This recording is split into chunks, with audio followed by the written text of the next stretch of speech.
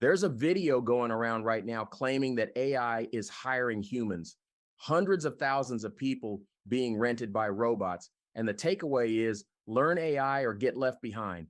I'm going to tell you what's actually happening because the real story is more important than the headline.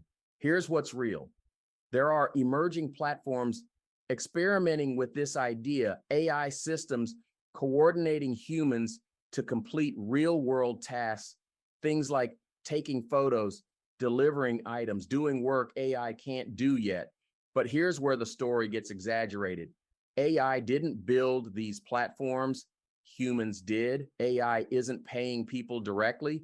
Companies and systems still sit behind the scenes.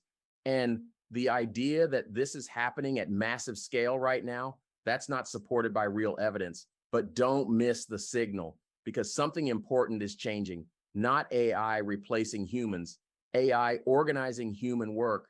Systems are getting better at deciding what gets done, who does it, and how. That's the shift, not replacement, coordination. And if you're a leader, that should get your attention because the question isn't whether AI will organize work.